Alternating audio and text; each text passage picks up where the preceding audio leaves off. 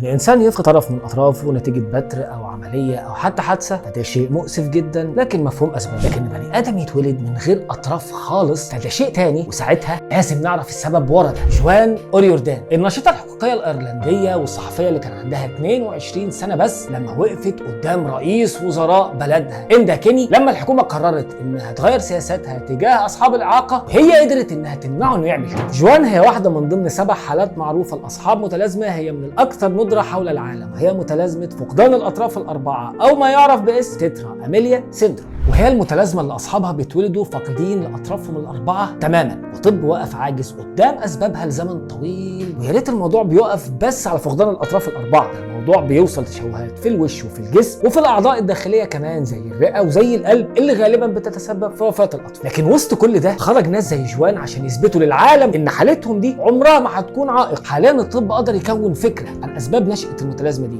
وهي بتنشأ نتيجة طفرة في جين WNT3 واللي للأسف بتتسبب في مشكلة في إنتاج البروتينات وهي المسؤولة عن تطور ونمو الأطراف عند الأطفال، وبالتالي الطفل بيتولد بالشكل. لكن التفسير ده ما بينطبقش على كل الحالات، في اختلاف بين الأبحاث لحد دلوقتي. جوان أوريوردان واحدة من ضمن 7 حالات عايشين لحد دلوقتي بالمتلازمة دي، زيها زي نيك فيوتيتش اللي أكيد صادفت صورته في مرة. لكن تاريخيا تم رصد حالات للتترا أميليا لكن للأسف تم التعامل معاها بجهل، زي حاله فيوليت واللي كانت مؤديه عروض او ما يعرف باسم السايد شوز، وهي كانت شغاله في نوع من انواع السيرك اللي بيعتمد في عروضه على التشوهات. ومع ذلك فيوليت وعلى حسب اللي عصروها كان عندها لياقه بدنيه عاليه جدا وقدره كبيره قوي على الابهار، ده طبعا بعيدا عن حالتها المرضيه، ده غير انها كانت مطربه صوتها جميل قوي، لكن للاسف مجتمعها كالعاده كان ظالم جدا ليه. حاليا قدرت جوان انها تحصل على جائزه ذا بيبل اوف ذا يير سنه 2012 وتبقى صحفيه في ذا ايرش تايم، ده غير انها ظهرت في دوكيومنتري نو ليميتس نو ليميتس عشان تتحول لأيقونة لكل أصحاب الإعاقة حول العالم وتثبت إن الإعاقة في العقل مش في الجسم.